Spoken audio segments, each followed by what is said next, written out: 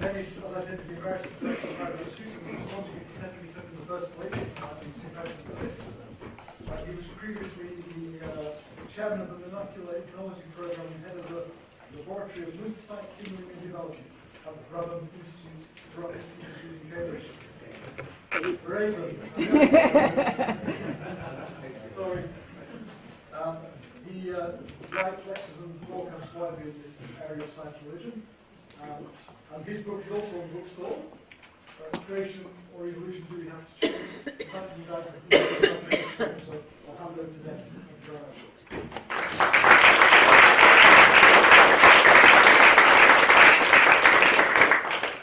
Thanks very much indeed. I always remember when I used to work at the Abraham Institute, and you had to give it your name, to some bank person or something, and they would say something like, "How do you spell that?" I said, "Well, it's just Abraham with a B on the front." And they'd say, "Oh, how do you spell Abraham?" Okay, so I do apologise for not being John Wright. I will have to get Keith Ward to tell us how we can not be somebody else, but anyway, here we are. I'm so impressed, by the way. I've been impressed already by two things since coming here, although I've been here a very short time. One is the amazing food. It's so much better than the food here on the Faraday course for lunch anyway in Cambridge. I have to say that. And, it's true. Our organizer will take a picture of it and show it after That's definitely one. The second thing I'm very impressed by is the high quality of the taxi drivers. So I took a taxi from the station, and this guy actually drove like GU. I thought we're going to get somewhere really fast. But anyway, then he asked me what I was doing. I said, "I'm coming for a conference." "Oh," he said, "What's it on?" I said, "Science religion." "Oh," I said, "That's interesting." "Oh, I've been to lots of talks on science religion." I said, "Well, okay." And then he held forth on science religion and on evolution and on Dawkins, and Dawkins. And so we Dawkins had it, And then he said, "My favourite speakers are Rabbi Zachariah and William Lane Craig." And I thought, wow, we don't get taxi drivers like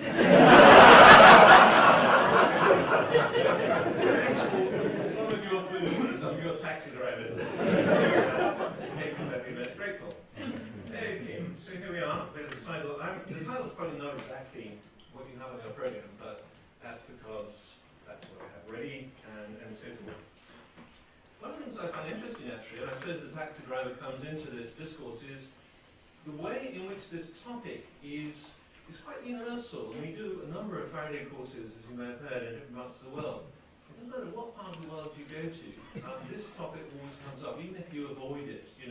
If you give a talk on science religion, deliberately avoiding evolution or just talking generally, Q&A time comes, hand goes up, what do you think about Genesis 1, who is Adam and Eve, all of that stuff.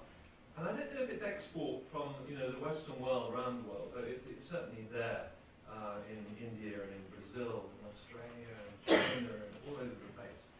Very striking, actually. I thought we might just start by looking at these results. You may have seen these results before, but I just thought we'd start out this way because this survey was done, organised by Comrades back in 2008. And basically, they, well, as you can see, they first of all asked what books have I read Charles Darwin, and on the whole, got it right. And the don't know to 22%. The Brief History of Time, there you go, written by Charles Darwin. Anyway, but generally speaking, not a huge, high level of knowledge, I suppose, about evolution. This is really the take-home message that they got out of the Comrades poll. They found that basically 10% of the UK population are convinced creationists. 14% believe in some sort of intelligent design. I found that quite interesting, actually, because it was defined quite clearly what that is. And yet, 14%, well, yes, I definitely believe in that sort of thing. About 50% are pretty uncertain, actually, what they believe at all. But the sort of take-home message was about half the UK population sort of believe evolution fairly strongly, moderately strongly or very strongly, and about half don't, moderately or very strongly don't. Okay, so I suppose if this group here were typical of the rest of the UK population, which I'm sure is not the case, obviously, it's a highly selected group, but still, it would be, I suppose, half and half in that sense. Now, we posed the question then as a kind of choice here today, and I thought, as we just had lunch, we'd start with ice cream. So clearly, we have to choose between things. We have to sort out what kind of choices they are. Are they two competing types of the very same kind of thing, like chocolate and ice cream? Or are they, as it were, a choice between two different aspects of the same thing, like the aesthetic beauty of an ice cream and its taste, where we might want to say, well, we can enjoy both. We don't have to make up a kind of stark decision between those two possibilities. And I think the whole discussion, in a sense, revolves around the kinds of answers, the kinds of questions, indeed, that people think we're looking at today. A couple of examples, very well known, obviously, of people who think you do clearly have to choose. These are two competing narratives. I'm sure you've heard this quote before from Dawkins: I pay religions the compliment of regarding them as scientific theories, and I see God as a competing explanation for facts about the universe and life. Darwin removed the main argument for God's existence, the narrative of atheism attached to evolution, and therefore you either have to choose creation or evolution. Likewise, equal opposite pole so often look more similar than they quite realise sometimes, I think, but clearly young earth creationists would say you've really got to choose between these two narratives. You can't have your cake and eat it in a sense, and would reject the current understanding of evolutionary biology. And I think it's interesting when you look at the history of science, when you look at the history of the reception of big scientific ideas, so often you see this kind of ideological transformation of science into all kinds of ideologies. And so you have a process where you get scientific theory X is introduced, it becomes very popular, it gains prestige within the scientific community, it gets exported to the public domain, and then it starts becoming attached with all kinds of ideologies. People move in to utilize the prestige of that theory to then make a quite different message altogether. And that's happened a lot in the history of Darwinism, as I'm sure you're aware. I mean, it's been used to support almost every kind of ism you can possibly imagine: capitalism and communism and racism, militarism, eugenics, feminism, theism, atheism. I mean, if you go down 150 years since Darwin, almost every ism has been wheeled out, and Darwinism has been wheeled out in support of that particular ism. And obviously the fact that some things are mutually contradictory isms should flag up the process of social transformation, ideological utilization that's going on in these kinds of narratives. And I think that probably helps us also to understand, partly anyway, why this has become such a hot topic, both within the Christian community and Islamic, other religious communities, and indeed for the wider public as well. So I guess the question is then, what kind of discussion do we think we're having here? What kind of question do you think we're being faced with? Is it the sort of the chocolate and ice, the vanilla ice cream sort of discussion, or is it something a lot more subtle? Now, anyone who's heard my talks before, I don't apologise for showing this model again, you might have seen it, because I think it's a way of perhaps introducing the fact that the relationship between different forms of scientific knowledge is quite complicated, actually. And this is just one model to point that out, where we envisage a different way of looking at knowledge, not the either-or way, but the way of complementarity, where we can think of the whole of reality as like a cube sliced down into many levels, if you like, and each level represents one particular way of looking at the world, one particular discipline, one particular insight. And obviously you can then start building up your different levels. We have a scientific level of understanding of the world, where we're asking questions, obviously, like how does it work, what are the mechanisms involved, what generalizations can we make about the properties of matter, all that kind of thing. But then clearly we've got many other levels of discourse. We've got the ethical level of discourse. How ought we to behave in the world? How ought we to apply the latest findings of science, and so forth and so on?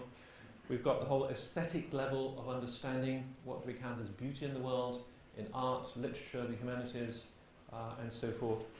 We've got our own personal understanding of the world, our personal biography, which is unique to us. We certainly can't publish it in a scientific journal. We can try, won't get very far.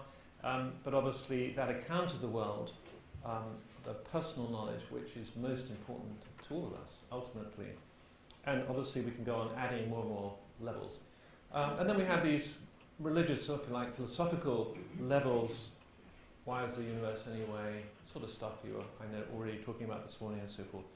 Does God exist and so forth? So the whole point obviously is to say, well, these are complementary narratives. I mean, you don't need to pit these different narratives against each other. They may be in contradiction, but there's no necessity in that intrinsically.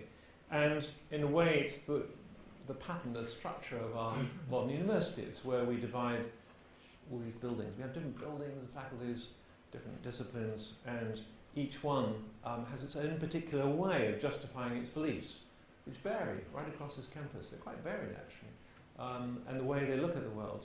And we wouldn't want to pit them against each other, but say, well, actually, they're all complementary narratives, and we need them all, to, as I say, to really understand something of the complexity of the world around us. Always a danger in every model. The science one isn't at the top for any ideological reasons, by the way. I often get asked that, I have a version of this where they flip, by the way, and then I noticed some people getting epileptic fits in the audience, so I stopped that one. So this is a static model, sorry about that. But, there's no priority here in these levels of discourse. They're all asking different kinds of questions, really. And obviously, they're all part of the same reality, they're all connected up, and clearly what we do in the Faraday Institute is very much to look at those fascinating arrows going up and down between the different disciplines. Okay, to have any sensible kind of discussion, we obviously need to think about their terms. And I'm going to apologize here to theologians, because this is very straightforward stuff I'm going to mention here. I'm then going to apologize to the biologists, because we have a very straightforward discussion of evolution. And then we're going to see how perhaps these two things relate to each other. I was just talking at lunch with somebody about the term theistic evolution. What do we actually mean by that? And in a sense, that means that we have to start, I think, with creation. Clearly, the Christian doctrine of creation refers to that understanding that there is a God who is there, who is the ground and source of everything else that exists. It's the basic foundational understanding of what we term creation in Christian theology. And if something exists which is not God, then it's part of that created order. It doesn't matter if it's physical laws, elementary particles, if it's string theories, if it's trees growing outside. It doesn't matter what. If it exists, it's part of that great created order that is sustained and upheld by the God of the whole creation. And so clearly it's meaningless to ask the question of who created God and all those sort of questions you get, generally speaking, in various debates and so forth. It's a bit like saying, are triangles blue or something like that. It simply has no meaning with this understanding. Because with this understanding, God is the ground of everything that exists. And Christians believe, and certainly for the first two, Muslims believe and Jews believe, in three particular facets of God's work in creation, which I think are very relevant to the discussion we have this afternoon. And first of all, we can think a little bit about God's transcendence, and then we'll just briefly think about his immanence in creation, and then his personal Trinitarian nature in creation. Transcendence, clearly, as we all know, we're referring to the fact that God is the other. God is not somebody that we can possibly encompass with our puny minds. My thoughts are not your thoughts, right? The prophet Isaiah, speaking the words of God, neither are your ways my ways, declares the Lord. As the heavens are higher than the earth, so are my ways higher than your ways, and my thoughts than your thoughts. I think that is incredibly important, because it means that we can't really tell God how he ought to do creation. Okay? It's a rather basic point, but often, in these discussions, it almost sounds like people know how God should have done it, and he didn't do it the right way, and they know how the right... we can't go there, because we can only really describe what God does in the created order, and his thoughts aren't our thoughts either. And I think it also perhaps should make us a little wary of some of the metaphors that can be useful, but also, which leave the whole understanding of God almost perhaps not to trivialize, but sometimes to distort, and not always the most helpful. The notion of God as the grand architect. You find that, by the way, in the Freemasons. I was bumped into a Freemason the other night. God is the great architect. Well, sort of, but you know, it's a very static picture of the world, isn't it? And so on. God is the great engineer. No disrespect to engineers, but not in my book, no. Because then you get the idea God is occasionally tinkering around. So we have to be aware of our metaphors, I think, and remember that God is really the totally other. Now, clearly, if that's all we had, we would end up with deism, the idea of God, the sort of God actually that Charles Darwin believed in when he was writing The Origin of Species, that God who basically established the laws of the universe and then stood well back and allowed things to develop by themselves. That's clearly not Christian theism. And so the second facet of God's work in creation that's so critical, I think, is this understanding of God's immanence in the created order. Here we have a God who is certainly the biblical God, who is intimately involved in every aspect. God creates the wind. God gives life to each animal. I mean, read the Psalms, read Job, read Isaiah, and here is a God who is certainly the author of the whole of the created order, who is intimately breathing life into everything that exists and so forth.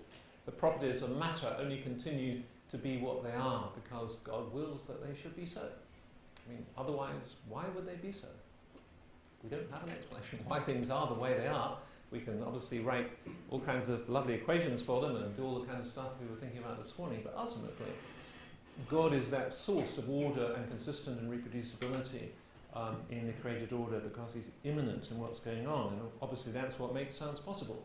And that was a deep foundational recognition by those early natural philosophers, Christian natural philosophers, who explored the world because of this wonderful order. And again, we can take page after page of the Old Testament, but also in the New Testament, the whole focus then, of course, shifts to Christ as the source of that wonderful order. John 1:3, to him, through the word of God, all things were made. Without him, nothing was made that has been made. And then Colossians 1, that most wonderful passage, I think, perhaps in the whole of the New Testament, I think a very remarkable passage where Paul is talking about the Son as the image of the invisible God, the firstborn over all creation. For by him all things were created, things in heaven and on earth, visible and invisible, whether thrones or powers or rulers or authorities, all things were created by him and for him. He is before all things, and in him all things hold together, or all things consist.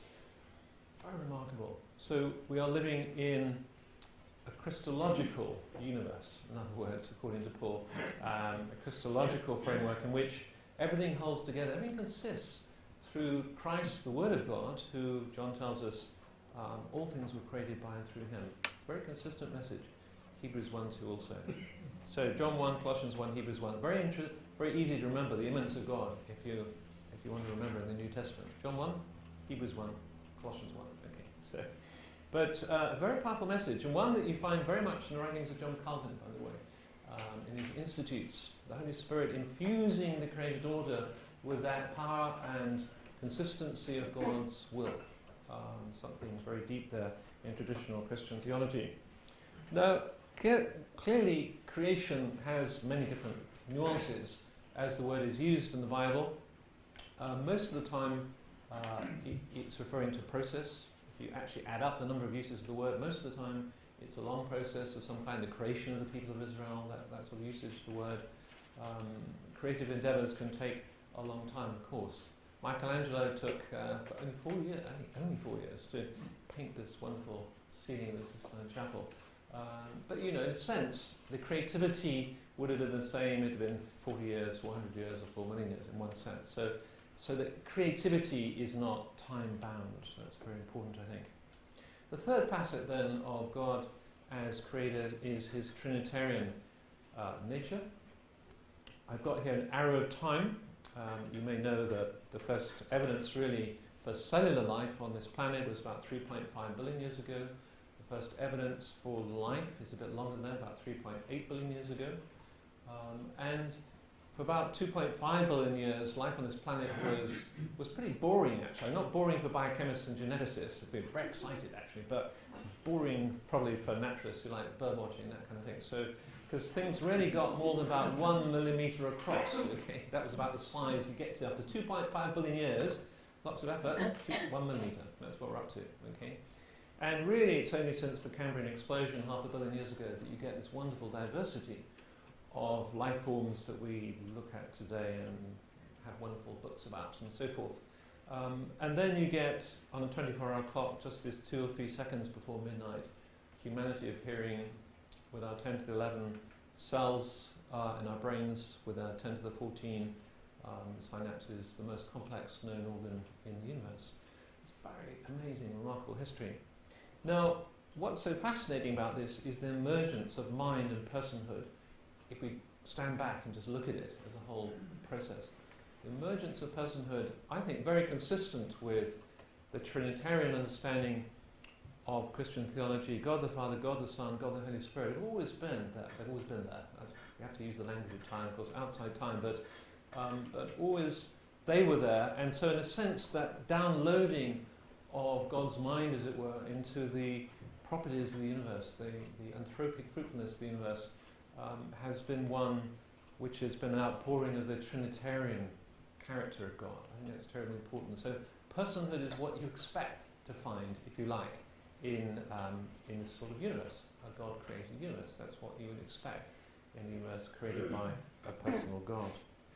So our role then, as scientists, and I know many here are practicing scientists, or were so until recently, what do we do really in science? Well, we just described the secondary causes whereby God brings about his purposes in this universe in general, and obviously for us in particular. God there, the primary cause, the language of Aquinas and before, and we are investigating those secondary causes. In science, we never can investigate the primary cause in this view. Now, that's a very brief overview of creation, obviously, but I think just to set the scene, evolution, again, as I say, I apologise to biologists here, but I know not everyone is a biologist, so we'll just do a brief overview, what we understand really by evolutionary biology in contemporary discourse. Clearly it's not a philosophy, that's very important, although many people have tried to make it so. It's not a scientific plot by atheistic scientists to undermine belief in God, although a few have tried to make it so. Simply the best explanation that we have for the origins of all the biological diversity that we observe on the planet today, and also indeed in history. And Darwin, of course, didn't use the word evolution, not in the first edition of The Origin. He used the word descent with modification to refer to this great branching tree. Who was the one who introduced the tree or the bush of life, whereby everything is joined, we're all joined by the fact that we have a history. Everything has a history. I always think it's Darwin's brilliance, really, to bring history into biology. History was not in biology before. History was a series of static steps on the escalator of life, but it didn't really have a history. And so Darwin brought history into biology. So everything has a last common ancestor. And of course everything is joined by the fact that we share the same genetic code, give or take a few exceptions. We're all carbon, nitrogen, oxygen, phosphorus, and so forth. All those wonderful elements made in the moments of dying stars that I guess you were talking about this morning. Very like, by the way, the sort of tree of life. It's very like the tree of languages, often likened to that, where you can build up these same sort of trees. Dutch and English, what was the last common ancestor? Old Saxon, and so you can go back and construct these evolutionary trees or languages. Variation plus inheritance plus time equals evolution. Very similar sort of process goes on in the development of languages. Word on the word theory, as I'm sure most here are aware, the word theory is used in a very different sense in science compared to its use in public discourse. We don't remember these people now. They were actually Republican candidates at the last election. Do you remember those people? I don't know, they've gone now. But anyway, but I collect these sort of sayings when I get them up. You know, so here's Rick Perry being asked what he thinks about evolution. You don't get asked that for some reason in these sort of elections in this country, but you do in America. Evolution is just a theory that's out there. Okay, theory. It's some ephemeral kind of thing. You know, evolution is a theory, and I don't accept it. So you get this sort of put down of the word theory, which of course, as we all know in science, is something totally different, where rather it is a map that explains a whole range of data, and upon that map we put the data to make them coherent, make sense of all those data. Map making is a great feature of our scientific enterprise. And so here's a typical example when the Darwinian theory is seeking to make sense of so many isolated different bits of data about fossils and anatomy and physiology and geography and distribution of species and islands and vestiges and geology, and on we go. And you get your theory and suddenly you make it coherent. And so that was Darwin's brilliance. That was Darwin's brilliance, to make a coherent theory that began to make sense of all these varied bits of data. And of course, I put some data on there which Darwin didn't know about. But just as an example, I'm sure you know many examples of vestiges, but here's one example from the baleen whale. If you ever go to a really good natural history museum, you see the whale hanging up. And then you might also see a tiny little vestigial hind leg bone hanging up on a separate wire, if it's a good museum. And all these whales, during fetal development, have vestigial hind leg bones. Normally they don't appear, but about 1 out of 500 whales do have a little leg actually poking out. And that's a classic vestige. Why? Why is it there? It has no function at all. It's not joined to the skeleton, it's embedded in the flesh on the back of the whale. Why is it there? Well, because there's an evolutionary history, because of course whales evolved from the land, and they are breathing oxygen. So once you know the evolutionary history, then so much that we see around us in the natural world makes sense. And of course we're all sitting on our tails, I'm sure you realise that. We all have in our genomes, by the way, the genetic program for making tails. It's all there in our genomes. So it's good to think about that. I'm so relieved that we don't have tails. I mean, because it would make pews so uncomfortable in church. Toss your tail over the back, you'd have this. But you get the point. Okay, and evolution as we understand it today really is a two-phase process, if you like. Step 1, variation comes into the genome, simply the sum total of all the information in the DNA. And it comes in by many, many ways, through mutations, through gene flow, recombination going on during the formation of the sex cells, gene duplication, and so on and so on. More than a dozen ways in which variation can come into the genome. That generates then slightly variant organisms in the progeny. Lion cubs in this case, one has a slight advantage in running after rabbits or whatever they're going to feed on, and so has a slightly greater chance of passing on those particular sets of genetic variants to subsequent generations, a process then we call reproductive success.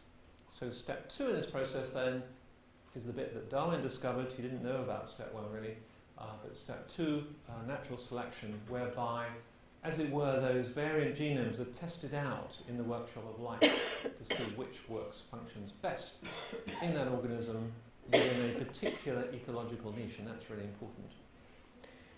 So that's basically how it works. Now, there's lots more one can say about that, lots more nuances. Martin Novak's recently highlighted cooperation as such a central feature of the evolutionary process. He wants to bring that also as a third step, third feature, along with genetic variation and natural selection. Cooperation is actually part of the three-legged triangle, if you like, of evolutionary biology. I don't know if that will take off, but it's certainly true. So there's lots and lots of other things going on here, but this is just a very brief overview.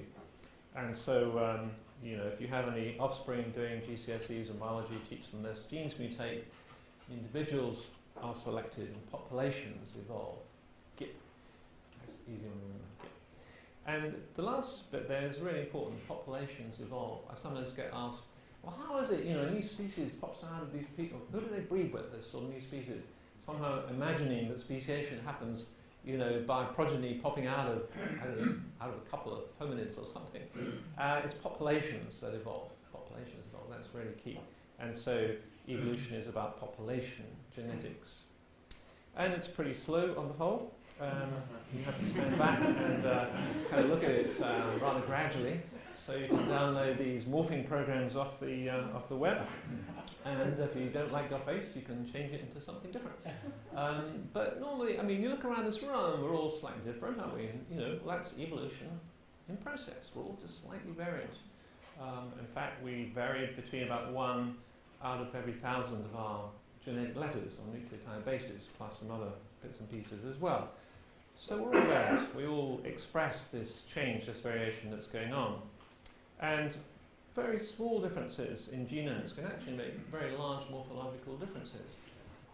This clearly is the result of domestication and of domestic, not natural selection, but directed human selection of various dog types. Incredible variety.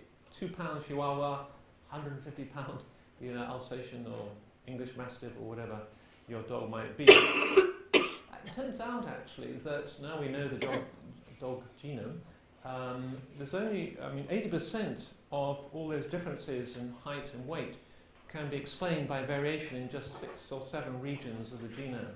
Relatively small genetic changes will do explain all of that variation that you see on the screen, and that's why it's possible to breed dogs so easily. What is a species? Simply a group of populations which don't normally breed with other such groups. Fairly straightforward biological definition of a species. Easy enough when species are alive, obviously more difficult when they're dead, then you have to go by fossils and so on and so forth. Speciation is thought to occur either by allopatric mechanisms, which happens when a population is split into 2 geographically, or by sympatric mechanisms also, which can occur when you don't get this sort of division. You get reproductive isolation without a natural physical separation. Allopatric mechanisms probably are a lot more common. There you have a population of snails or whatever breeding happily together. A river comes down in the middle. They get separated into 2 populations. They accumulate different genetic variants over a period of 100,000 years. River dries out. They come back together. They can no longer interbreed. They have accumulated sufficiently big load of genetic variation. They are now actually 2 species unable to breed with each other. Speciation can even happen socially. Birds is a famous example of a species of bird from North India that migrated up towards Central Asia. One lot of birds went left, one lot of birds went right. They got to the top, Kazakhstan, can no longer interbreed. Morphologically, genetically virtually identical, but they learned different songs on the way. Okay. No song, no sex. It's quite simple in bird populations. So speciation can happen in all kinds of ways. In plants, it can happen very suddenly by polyploidy, which means a doubling or a multiplication of the chromosome number. Here's an example from Tragopogon, which is a kind of vegetable that grows in North America. The history of Tragopogon, very well known, introduced into North America in the early part of the 20th century, very frequently speciated since that time. This example is 2 parent lines, species of Tragopogon that have been cross-fertilized, normally leading to a sterile hybrid. Occasionally, for reasons not fully known, the sterile hybrid actually will double its chromosome number and become a new species. And so here you've got Tragopogon maris, which has actually got 6 chromosome pairs from each parent, and is now a new species which cannot cannot be cross-pollinated with either of the parent species. Polyploidy. Probably 30%, 40, up to 50% of all the plants in our back gardens, if you're lucky enough to have a back garden, generated either artificially or naturally by polyploidy. Happens overnight, so very rapid speciation. In the Great Lakes of Victoria, there is an example of relatively fast speciation in the animal world. The cichlid fishes who live there, a very famous group of fishes. In Lake Victoria, it last dried out something about 15,000 years ago and was then seeded by 2 species of cichlid, and since that time about 170 different species of cichlid have evolved very rapidly in that lake, sadly now declining again because of overfishing. But the Great Lakes are sort of incubators for adaptive radiation, where you get this very rapid speciation occurring as a lake fills up, and you get new ecological niches which are being generated in that particular environment. So speciation, there's nothing special about speciation. It happens through reproductive isolation. It's still happening all the time, often probably not observed, sometimes observed, and so we shouldn't think there's something special about that. Notice that in the case of our own evolution, the idea is that we did not evolve from apes, a common misunderstanding in the media for some reason, still, but rather that we had a last common ancestor with our nearest and dearest chimpanzee, first cousin, last common ancestor around 6 million years ago. Since that time, chimpanzees have evolved through a whole series of stages. We likewise have evolved through all kinds of intermediates, exact number not yet known, probably between 5 and 10, something like that, and so forth. And now here we are. So is human evolution still continuing? Well, that is one particular view on that particular issue. Okay, that's just for light relief after all that. Well, I'd obviously love to talk more about the biology, but we need time just to start bringing these two concepts together. Creation, evolution, do we have to choose? I personally learned a huge amount from reading the 19th century theologians who were first exposed to Darwinian evolution. They were the first people to read The Origin of Species and The Descent of Man, and they had to grapple with it in the way that we don't in a way. We've now benefited from 150 years of reflection, but these people were the first to really grapple with it, and I have learned so much from the way they grapple with it, and indeed many of those theologians welcomed evolution, as a matter of fact, because they were a bit fed up with the early 19th century sort of paley emphasis on natural theology, which had its uses, but which tended to generate a view of God as perhaps theistic rather than theistic. And one thing that evolution did was to make theologians start thinking again more about the immanence of God in the created order and so on. And so a good slice of theologians would have been happy with this kind of slide, where they began to see how God's intentions and purposes are, oh yeah, they are actually worked out in history. Oh, just like the people of Israel, okay? So just as God worked and created the people of Israel through a long process, a long historical process, so they said, well, God therefore must have been working out his intentions and purposes through this long process of evolution and so forth. Now, as I'm sure you know, Darwin had many clerical friends, and out of his 2,000 correspondents, at least 200 were clergymen, and some of whom provided some wonderful data for his publications. I'm so glad that Darwin didn't have email. Such a relief. And he got this wonderful collection of letters, many of them up there in the Cambridge University Library. Darwin sent a number of advanced copies of The Origin of Species out prior to publication to various people. Here's one of them, Charles Kingsley, who was then a vicar. He became a professor in Cambridge the year later.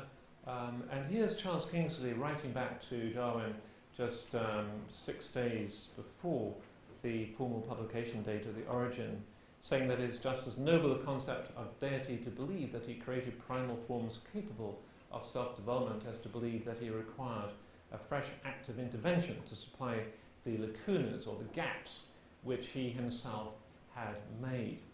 And Kingsley goes on to say that all I have seen of it awes me. Here's somebody who welcomed The Origin of Species as beginning to help people like himself, theologians and others, to restore a God of the whole of the created order and not just a God of intervening occasionally and interfering with otherwise natural stuff that was going on. And actually, Darwin liked this quote so much he put it at the front of the second edition of The Origin of Species. And there's been a huge amount of, as I'm sure you're aware, and I'm sure many have read stuff here about the reception of Darwin. It is quite a complex history, actually, and you can find examples of every kind of reaction that you like.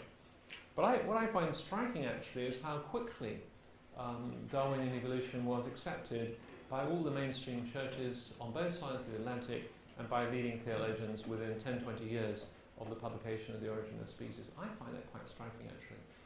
And I think the reason is that they had the theological tools were ready in order to do that process of baptizing Darwinism, if I can put it that way, into Christian theology.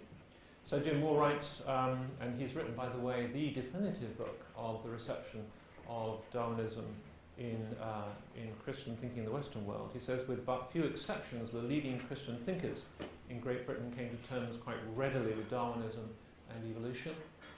George Marsden, contemporary historian, similar quote really for USA, with the exception of Harvard's Louis Agassiz, virtually every American Protestant zoologist and botanist accepted some form of evolution by the early 1870s. I find actually that, as I say, quite striking. And so this is really the way they were thinking. They wouldn't have used the same models and language of complementarity, but basically they said, well, here you've got the creation story provided by theology, and it's answering questions like, why did God do it? What's the purpose of the whole narrative, and so on. Stand back and look at the process as a whole. What's going on here? What are God's purposes being worked out through this narrative? And then you've got the scientific story, the evolutionary story provided by biology, asking the questions, how did God do it? How does God go on sustaining this particular process, and so on. Now, just before we go to Q&A term, I want to tackle really a couple of questions that often arises, and then we'll go to a discussion time. But if we do go for this kind of positive response of those 19th century theologians, and as you probably gather, that is my own response. Obviously, it raises certain questions, theological questions especially. One of those questions is, well, how does God then create the evolutionary process? And this is what we were talking about over lunch, actually. I mean, is it a question that God sort of steers mutation in the right direction? You know, God said, it's not quite going the way I want to, and as it were, brings about a particular mutation to happen in a particular kind of way. Or, what about the origin of the genetic code? That's a bit of a tricky one. Does God step in at one particular point and then create, the genetic code, 64 triplet codons, get the show on the road, get things going a bit? Or the first cell, or whatever it might be. Okay, so is that interventionist kind of idea helpful in thinking about God's interaction with the biological created order? I myself don't think so, actually. I think if we take the understanding of God's immanence seriously, then we will see God's immanence throughout the created order. That includes its stochastic elements, its random elements, its highly constrained elements, its very law-like elements, whatever it might be. It's all part of the created order. You shouldn't think that chance is somehow outside of the created order. Chance is created by God. Okay, let's get that clear. So in other words, quantum mechanics is created by God. And so all of that is part of the created order. And so I would much prefer to see, as it were, God's interaction with the world. And here I'm breaking my own suggestion earlier on about metaphors, but here's a metaphor. Think about the authorship of a whole series of books, like these books. They sold a few copies some years ago. 7 different novels of Harry Potter. And I always remember J.K. Rowling being interviewed, actually, about how she had sort of come up with all these different ideas. I mean, it's rich in ideas all the way through. And she said, well, she sat on her living room floor and she had little pieces of paper around before she'd written number 1. And she had all the main schema of her 7 novels in her head and on those little pieces of paper. And she knew Voldemort was going to die at the beginning. And it was all laid out. Okay, so she knew what was going to happen. Then she downloaded her mind into the novels. Now, of course, the details changed, the discourse changed. It wasn't that she was like holding a puppet. She wasn't a puppet on a string. She wasn't. Harry Potter had his life of his own, if you like. If you do any writing, you'll know that what you create has a life of its own, or his own, or her own, and you have to let them go their own way. So there's that freedom, if you like, but it's still the overall process is one in which the author is completely in charge as well. Now, every metaphor you come up with, every little picture, is going to have its drawbacks. I can think of some right now, okay. But I think that's more helpful to me anyway, to reflect something of what we read about in the biblical understanding of God as creator, as being immanent in the created order. The author is immanent in the works of his or her creation, and so on. And obviously that then completely subverts the old God of the gaps idea, which pops up all over the place and continues to do so, not least, by the way, in the writings of atheists, but religious folk are equally guilty of popping into those white circles of the Swiss cheese of scientific knowledge, God, because we don't yet understand those gaps in our scientific knowledge. And so I sometimes call this the Channel 4, the God of the Channel 4 program. I don't think we've had so many recently, but there was a phase where Channel 4 was always coming up with mysteries, you know, the ghosts and spooky stuff, and this was religious stuff. This was their religious slot. You know, religious slots are about all that spooky stuff that science doesn't yet understand. Oh, terrible, you know, when you think about God as creator. And clearly, the kind of God as creator that we've been thinking about subverts totally that understanding of the God of the gaps, where, as Augustine said in the early part of the 5th century in his great commentary on Genesis, nature is what God does. Nature is a seamless woven cloth of God's activity and upholding. 2 objections. Isn't evolution a chance process, and so incompatible with the idea of a creator God who has intentions and purposes for living organisms like us? A couple of points of that. Let's just think as an example here of a government who wishes to design a system to take money from lots of people for good causes, including themselves, in the process making a few people very rich. How should they design such a process? Well, I won't give any awards for giving the answer, which of course is the national lottery. So all those little balls, you know, bouncing around every week, generating vast millions for various people, they represent basically a 100% guaranteed method of achieving certain goals. Okay, very simple example, but when you start looking, you find randomizing mechanisms all over the place in engineering and biology that are absolutely 100% guaranteed to fulfill certain outcomes, providing your machine works properly. And so clearly evolution is far from being a chance process, using the word chance there with a big C, in some sort of metaphysical chance. And that's where, happily, I and Richard Dawkins, for example, can agree. So Dawkins says in the preface to The Blind Watchmaker, one of my tasks in this book, he writes, will be to destroy this eagerly believed myth that Darwinism is a theory of chance. I mean, no evolutionary biologist thinks that evolution is a theory of chance in an ultimate sense. And as an example, here's Simon Conway Morris. I'm sure many here have read this book, Life Solution, Inevitable Humans in a Lonely Universe. But what Simon does here is to draw together hundreds and hundreds of examples of convergent evolution, which is what happens when different organs, organelles, biochemical pathways, different chemicals, different bits of the genome keep evolving independently again and again and again in evolutionary history in independent lineages. So you get this convergence of evolution, as it were, on the same solutions to different problems. And so in one sense, evolution is like a giant search engine looking for that design space whereby that organism will be as well adapted to that environment as can possibly be. As a matter of fact, Martin Novak, in a recent review in Nature, basically said, I'll put the slide in here, but he basically said that evolution is a search engine looking for platonic space. Wow, that's in Nature a couple of years ago. In my day, you would never have been able to get that to Nature. So it's interesting, you keep ushering, in biology, you usher a Plato out the back door in the 19th century, and up he pops again, you know, comes through the front door. Very interesting how life turns around.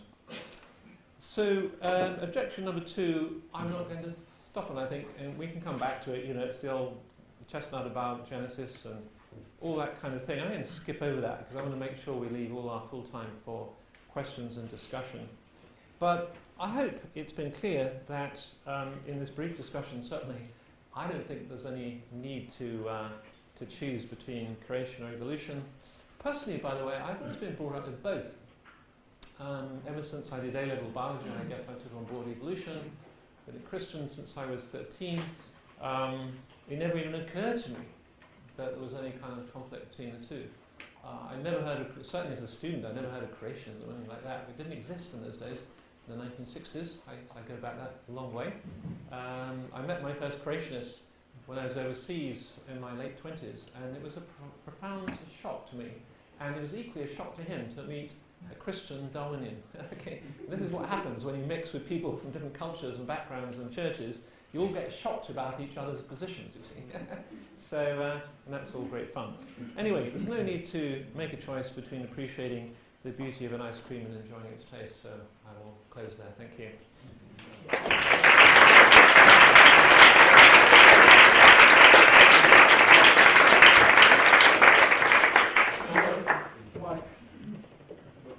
Two hot questions. Firstly, could you give a little about where the rise of six-day creationism came from? And the second part of the question is, why do you think it still has quite a big following today?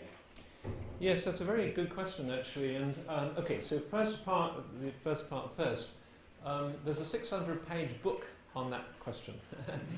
It's called The Creationists. It's written by the fine historian Ron Numbers, a friend of mine. And really, it's how creationism came to America, and it's a fascinating history, actually. It's a 20th century story, basically, and I can't possibly give you, a full summary of that in a couple of words, but he goes into the responses to German expansionism in the First World War, and the way that was then publicized in North America, and the way that the officers in the German army often justified expansionism to the concept of might is right. They drew upon Darwinian narratives to do that.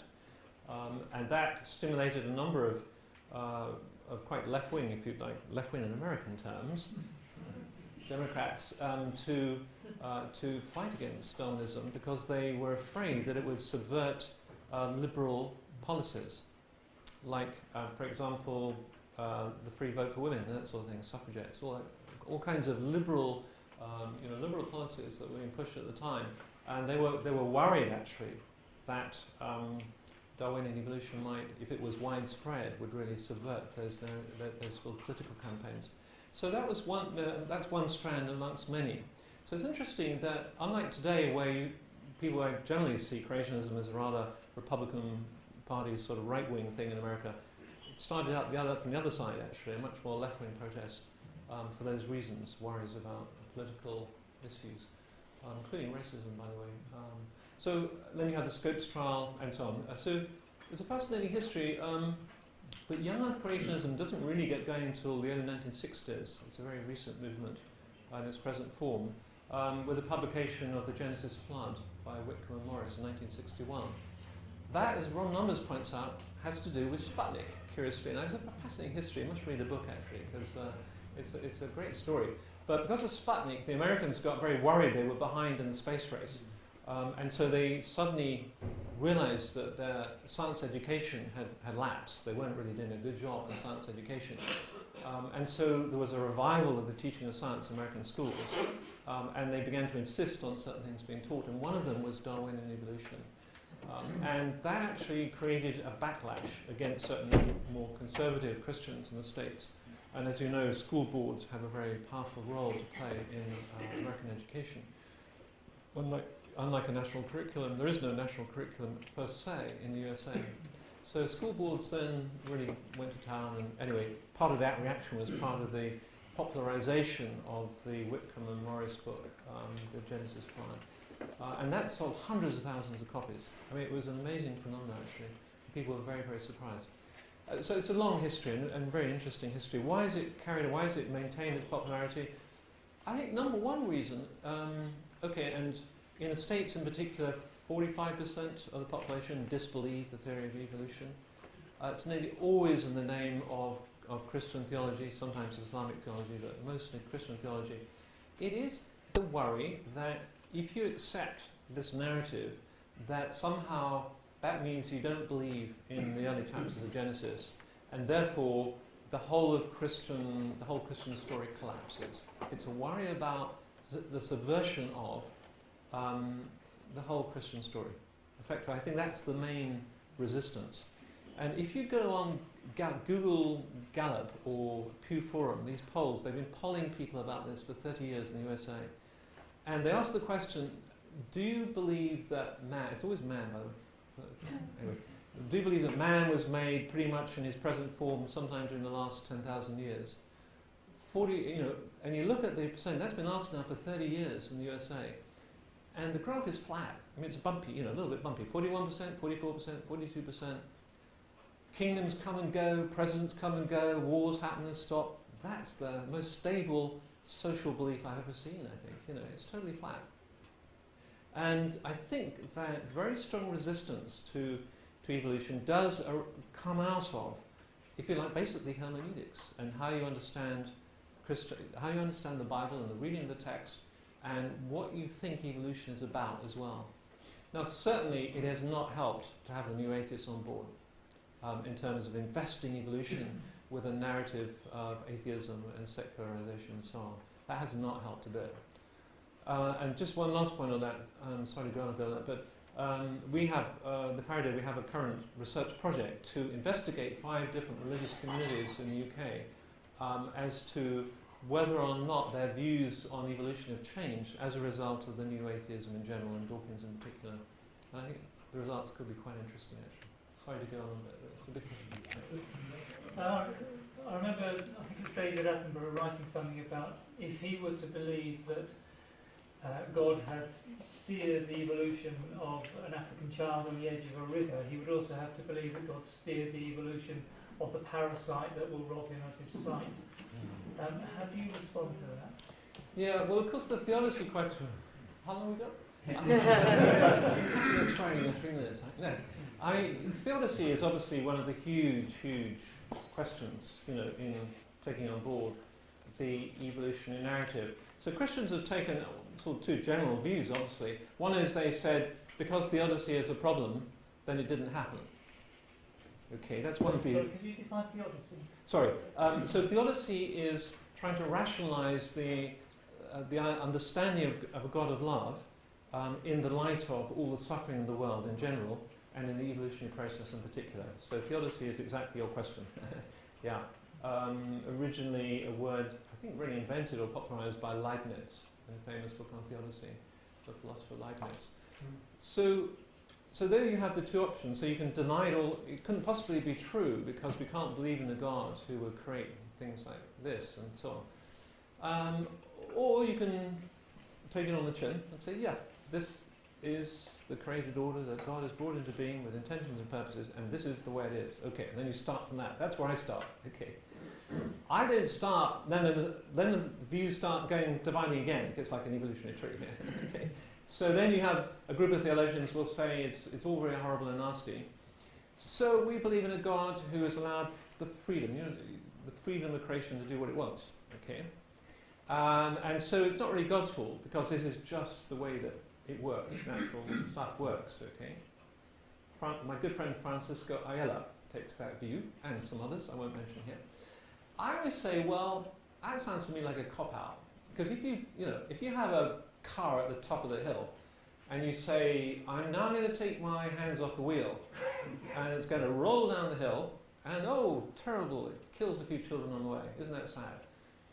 I just see the responsibility of the driver who takes the hand off the wheel as great as the driver who has the hands on the wheel. Okay?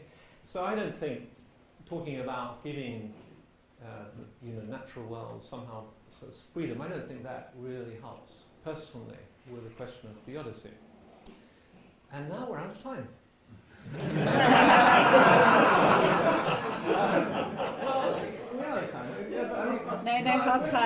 Let me make one more point because I know we're out of time. What time do we stop? Oh, 1:30. Oh, wonderful. Okay. So then, sorry, I thought I was 2:15. Sorry, yeah. That's good. Well, then, okay. So then you can say, then you can ask different kinds of questions, which are never going to give you the ultimate. Well, certainly for me anyway, they never give me the ultimate answer of why it should be that way and not another way. I'll tell you one of the questions, and this is the one I like as a biologist. One of the questions you can ask is, well, first of all, you note that the suffering we have in the world, pain, suffering, death, extinction, all of the evolutionary history. I mean, that can only happen because stuff is made of carbon. Okay, so it's because of the stuff of the universe that we have life and death. You can't have carbon-based life without carbon-based death. It's not going to work. So that's the stuff we have in the universe. And as we look around the universe, we see the same elements all over the place. The universe is full of organic molecules. Far more organic material out there than there is down here. So it's an organic universe, a carbon-based universe. If and when we find life on other planets, I'm pretty sure it'll be carbon-based life because the chemistry of the universe is so consistently the same. So, and there's lots of advantages for using carbon rather than silicon. So once you have that, it's built into the universe. If you have carbon-based life, you're going to get carbon-based death. So once you take that on board, it looks then everything else sort of follows. It looks a bit like a package deal, you know. So bringing intelligent beings like ourselves into being, who have the possibility of responding to God's love or not, in other words, who have free will, is a very, very, very costly process. It's taken 3.8 billion years of an unbelievable amount of death going on during that process, and it's still carrying on. So here we have a very costly process. That's built into the whole story. And we have a story where clearly we're only here for a short period of time. That's what happens with carbon. If you want to have things there for a short period of time, you choose carbon, okay? Because they're only going to last 100 years or so, or whatever. And so that's built into the whole system as well. So when you begin to reflect on that, you can ask yourself the question, could it be possible, in fact, that the only way in which freely willed organisms that can respond to God's love, that are not puppets on a string, that have free will and have moral responsibility, can be instantiated in carbon-based materials? Now, we don't have the answer to that. Obviously, we don't know the answer to that, but I think can pose the question. And sometimes, even by posing a question, well, to me anyway, it's helpful. It can be helpful. In other words, thinking about maybe this costly way is the only way in which this can happen. Now, I don't think that's, none of these sort of reflections can be any kind of final answer. I do go into some of those arguments a bit more fully, actually, in creation and evolution. We have to choose. It is obviously the number one big question, no doubt about it. It's not, those sort of reflections aren't going to be necessarily pastorally particularly helpful to people when they're going through suffering, or you're trying to counsel somebody who's going through a time of suffering. I wouldn't use that kind of argument unless they were a biologist. I might do it then. Personally, I find it quite encouraging, actually. I find it pastorally helpful to think about those questions. I understand not everybody would think, thinking about carbon-based life isn't quite what you need at your moment of trial. But, the rain falls on the just and on the unjust. We're all part of this. That's helpful me anyway. Yeah. How do we understand that we're made in the image of God in relation to human evolution? Yes. Oh my. We're getting all that. Great question. Could you repeat it, please? The question is, how do we understand what it means to be made in the image of God in the light of evolution?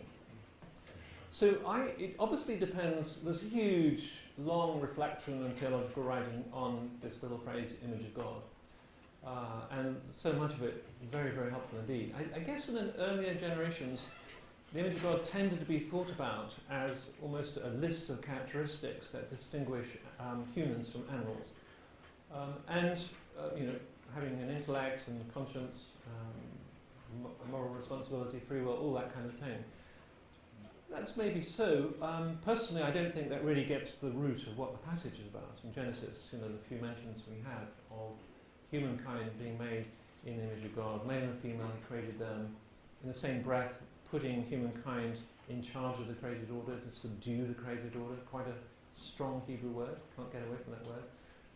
And so there we have humankind created, the whole of humankind, male and female, created with divine responsibilities, really, to be in the place of God in ruling over the world and, as it were, being God's representative on the earth. A very sobering thought. Okay, so when you also then look at the phrase image of God in the surrounding Mesopotamian literature and ancient Egyptian literature, clearly there it is used in those polytheistic systems of the gods. Many, many examples, more so in Egyptian literature than Mesopotamian, but still it's there. Occasionally use of priests, but most often of kings. And so it's kingly language. So in the context of what did that language mean, in the context where people were reading it for the first time, I think they would have read it as kingly language. Therefore revolutionary, therefore subversive. Because here you have the idea of kingship being democratized. It is a democratic message. Okay, so there you have, instead of the kings and then their favourite gods in the temples, and then you've got the rest of mankind sweating in the fields, the serfs with no free will at all, having to do what they're told to feed the gods and feed the kings, traditional Babylonian mimetic society. Here you've got a revolutionary message that humankind are actually in charge of the planet. Actually. So it's a very revolutionary message, actually, in its context. A very subversive message, very subversive of the surrounding rival creation mythologies and so forth. Now, so does evolution have anything to do with that? No, I don't think it does have anything to do with that at all. So it's simply not connected in that way.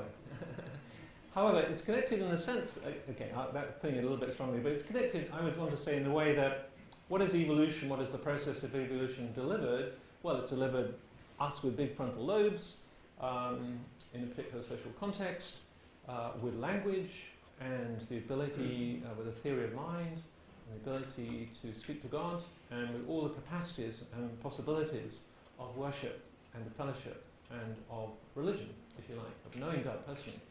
So evolution delivers those possibilities, the kit that you need to be a religious, mind-bearing individual. But certainly evolution doesn't deliver the reality itself in that sense. It doesn't produce spiritual life, but it produces the capacities for people to enjoy fellowship with God, which is spiritual life. Therefore, it's relevant clearly in that way. So I do see these as very complementary. The theological discourse is very complementary to the evolutionary discourse. It's not they're disconnected, but they are complementary narratives. They've got different jobs to do, maybe.